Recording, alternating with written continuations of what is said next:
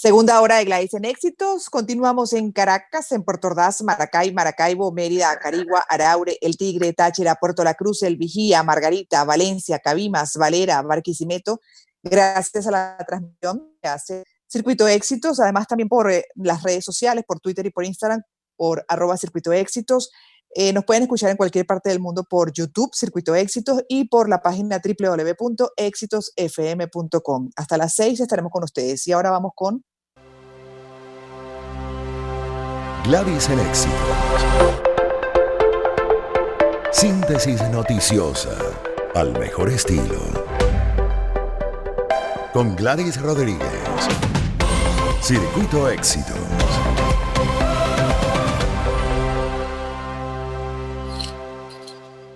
Bueno, vamos a tratar de entender esta supuesta operación que ha denunciado el régimen de Maduro, denominada Operación Gedeón. Haremos un análisis con el periodista Víctor Amaya. Voy a leer de Unión Radio, la página de la casa, la última información que se tiene al respecto. El estratega político venezolano Juan José Rendón, responsable del Comité de Estrategia del opositor Juan Guaidó, admitió este miércoles haber firmado un contrato con un representante de la contratista militar Silver Corp, con el contratista Jordan Goudreau, al que pagó $50,000 para que llevara a cabo un ataque que terminara con la detención de varios funcionarios del gobierno. Dijo a entrevista con CNN en español, específicamente con Del Rincón, era una exploración para ver la posibilidad de capturar y entregar a la justicia a miembros del régimen de Nicolás Maduro con indictments, es decir, acusaciones, orden de captura, etcétera. Y reconoció Rendón en una entrevista con CNN en español que esto habría sido un preacuerdo que luego habría sido suspendido y que Guaidó no firmó ese acuerdo.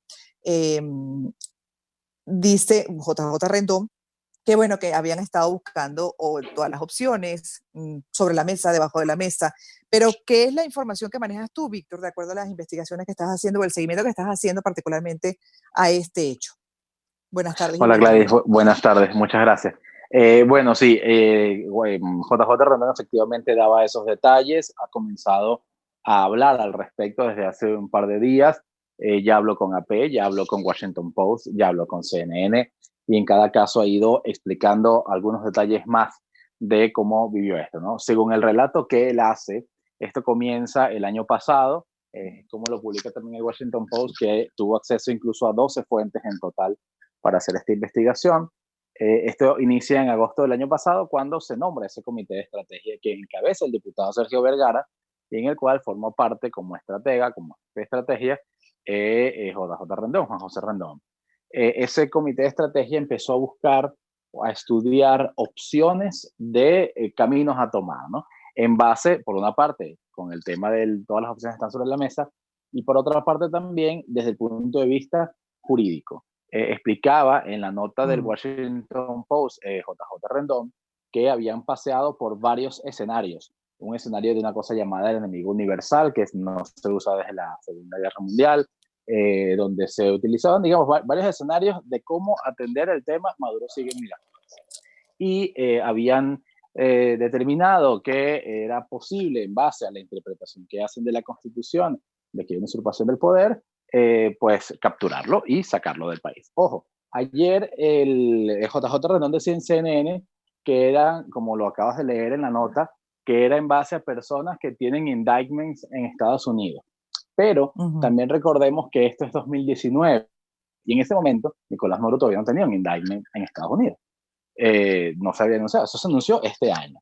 Entonces, bueno, a partir de allí se dice JJ Rendón y dice la investigación del Washington Post, se evaluaron 12 contratistas, 12 opciones que proponían maneras de cumplir esta misión, pero eran muy caras. Entonces Jordan Goudreau llegó con su empresa y ofreció una cosa más barata, 212 millones en vez de 500 millones de dólares.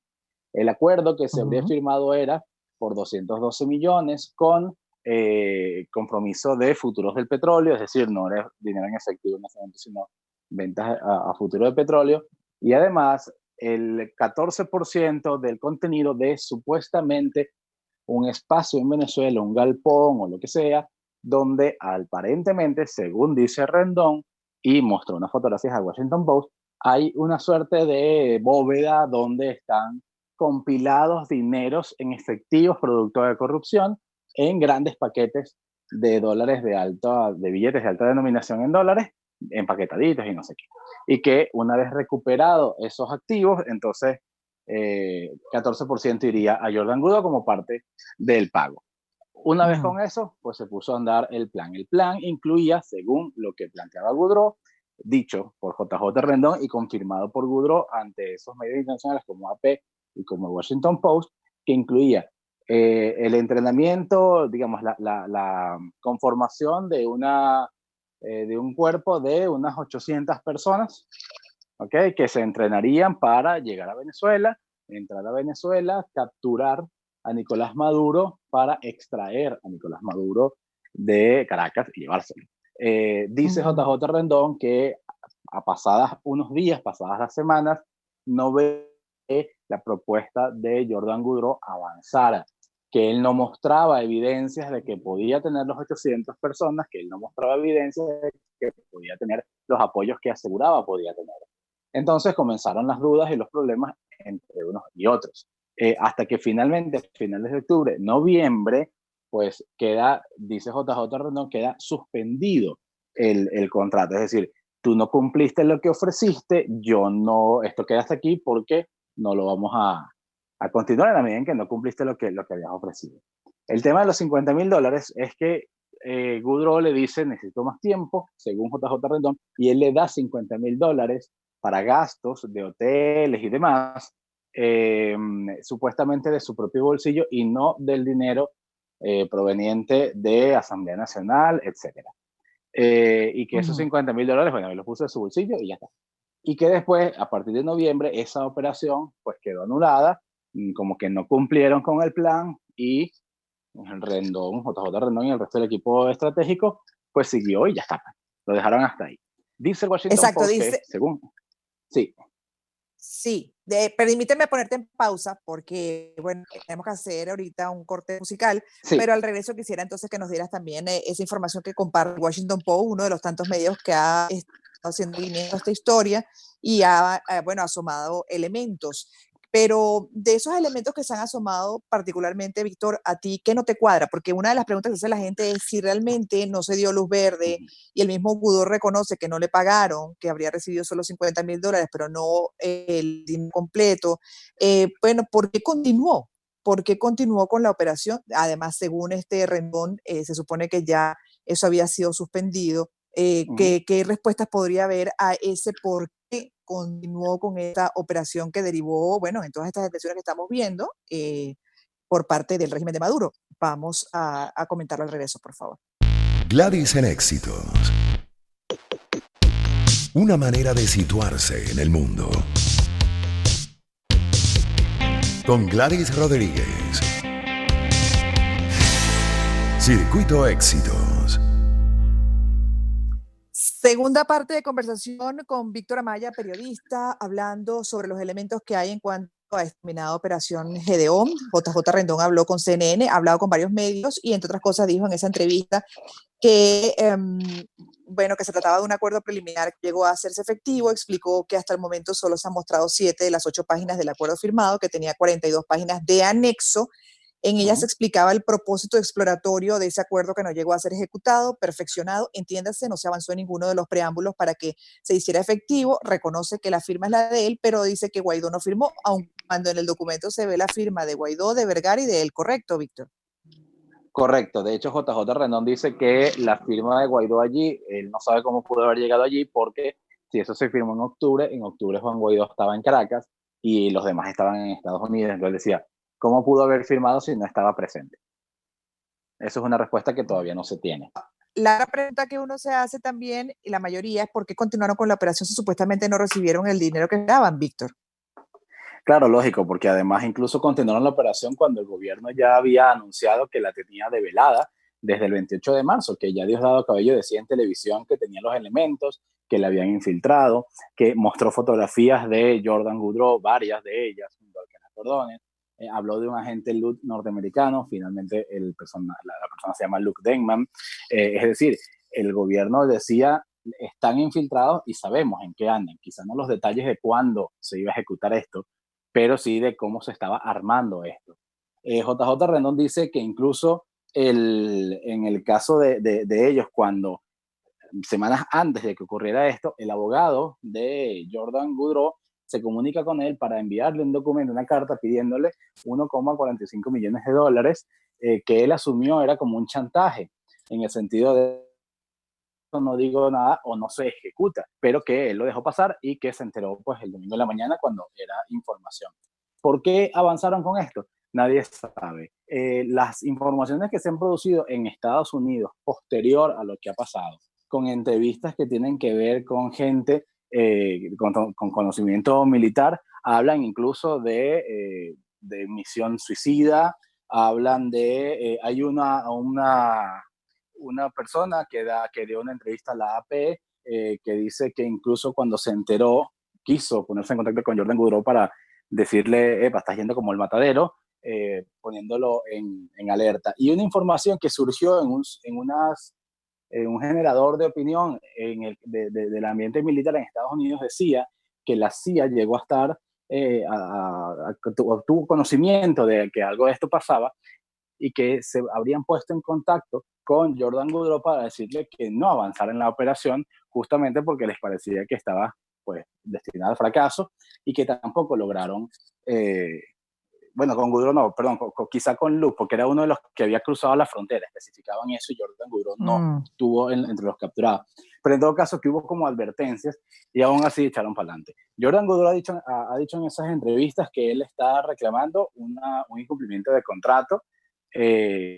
Y bueno, ayer JJ Rendón en esa entrevista en CNN decía que si él denunciaba un incumplimiento de contrato, que fuera a una corte y los demandara y que se resolviera por la vía judicial, porque él tenía testigos que podían afirmar en qué condiciones se firmó ese contrato, cuáles fueron esas conversaciones en octubre, cuál fue la conversación final en noviembre. Él dice que el 8 de noviembre fue una última conversación en la que ya quedaba claro que esa operación no iba. Y que aún así, y que Guaidó no estaba presente, él dice que hay testigos para todas estas cuestiones y que eso en un acuerdo de Estados Unidos, si el señor Goudreau llega a demandar, pues se puede evidenciar pues con pruebas y testimonios y demás. Claro, pero ahora también la otra pregunta que uno tiene es que han salido denuncias supuestamente de que algunos de los capturados tendrían algún tipo de vínculo con el régimen, que habrían incluso trabajado para, se habla de infiltrados, en fin, ¿qué información tienes al respecto? Bueno, evidentemente por algún lado el gobierno se tenía que estar enterando, ¿no? Y no está claro cuál es ese eslabón en todo caso. Uno de los casos que a mí me llama la atención particularmente es esta persona que presentan como José Alberto Socorro Hernández, presentado supuestamente como integrante, como agente de la DEA, que dijo Nicolás Maduro que había sido una persona que contactó además con las bandas en Petare para que montaran el tiroteo de varios días para distraer a los cuerpos de seguridad y demás. Esta persona apareció mencionada en el juicio que hubo en Estados Unidos, en Nueva York, contra los sobrinos Flores por narcotráfico. Fue supuestamente esta persona, que es venezolana, que sale registrada como elector aquí en Venezuela, fue supuestamente esta persona la que puso en contacto, según lo que se evidenciaba en aquel juicio, puso en contacto a los sobrinos Flores con otra persona, con unas personas también dedicadas al narcotráfico, y que el enlace lo hizo este personaje que el gobierno asegura trabaja ahora con la DEA y que tiene capturado y que lo puso a declarar en un video. Yo no sé cuál es, cómo una persona que sale mencionada por allá sale luego acá, o quien ha sido determinado como socio de unos condenados por narcotráfico en Estados Unidos, de repente aparece participando de una operación como esta. En la operación de esta naturaleza. Claro. Sí, no estoy claro, pero sí, bueno, yo creo son que esas cosas como raras, pues como que requieren más preguntas y más respuestas. Definitivamente que tiene que todavía filtrar más los juicios, ¿no? Y como periodistas responsables, simplemente, bueno, tratar de sumar de todos los elementos para tener un todo, no solo una parte, y poder llegar a conclusiones más adelante, porque esto está también en desarrollo. En fin, uno tiene opción de del régimen de Maduro, pero tiene también las versiones de los supuestos participantes, como es el caso de Rendón, que en un momento habría considerado la opción, pero luego la habría detenido. Entonces, al final, bueno, uno dice dónde está parado en medio de estas circunstancias, de esta situación, con un país que igual, y al final no se puede perder de foco, continúa una crisis profunda a la que se le van las consecuencias a la pandemia. Y bueno, la Asamblea Nacional hasta ahora no ha dicho nada, Juan Guaidó no ha dicho nada, hay unos comunicados impersonales donde relación con la empresa, relación actual, donde se niega que Juan Guaidó haya firmado un contrato.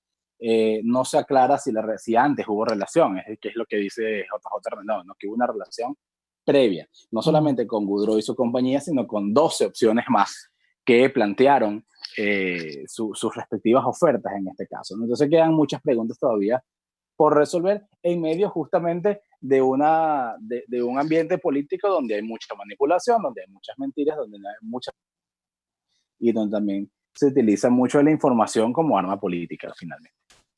Claro, la desinformación y la información. Entonces, al final, como dices tú, falta todavía muchos elementos para tratar de entender dónde estamos parados, pero la realidad es que, bueno, Rendón y Vergara han trabajado con Guaidó, y si bien esa firma no corresponde a la de él, en definitiva, pues hay un vínculo ahí que él tiene que explicar esta situación también.